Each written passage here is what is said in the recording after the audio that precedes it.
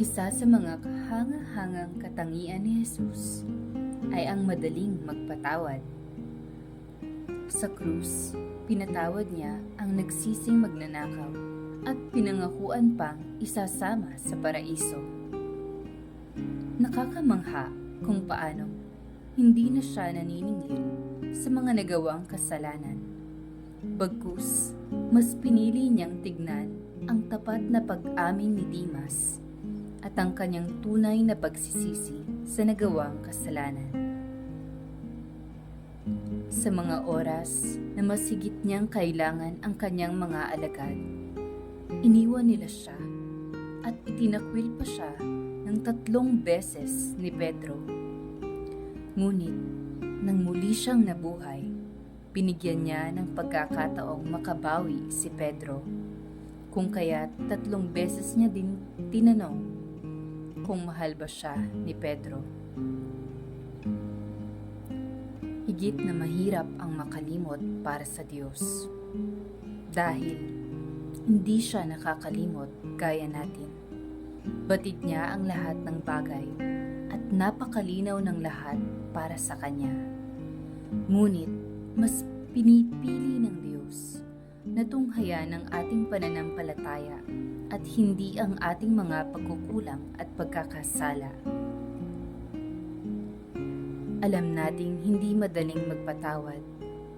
Kung aalalahanin natin tayo'y makasalanan din at kung titignan lang natin si Jesus na sa kabila ng pagkakasala natin ay patuloy tayong pinapatawad, dapat mas madali para sa atin ang gawin ito.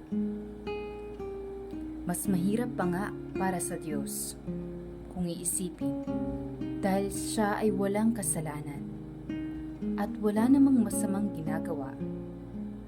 Ngunit ganito na lamang kahanga-hanga ang Diyos, kung kaya't isa sa mga natatangi niyang katangian ay ang pagiging mabilis magpatawad. Hindi tulad natin na madalas ay nahihirapang magpatawad at tanggapin muli ang ating kapong nagkasala. Naway tularan natin si Jesus na kagaya natin ay taong totoo. Bagamat Diyos na totoo, naranasan niya lahat ng sakit na ito. Kung kaya't wala tayong masasabing hindi niya alam ang ating mga pinagdaraanan. O kaya namay, hindi ako Diyos kaya hindi kita kayang patawarin. Ipinakita ni Jesus sa atin na kahit na tayo'y tao, kaya nating magpatawad.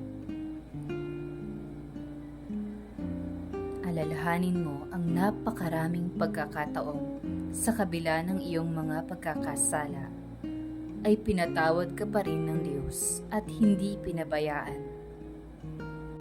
Naway matutuhan nating magpatawad kagaya ni Jesus. Amen.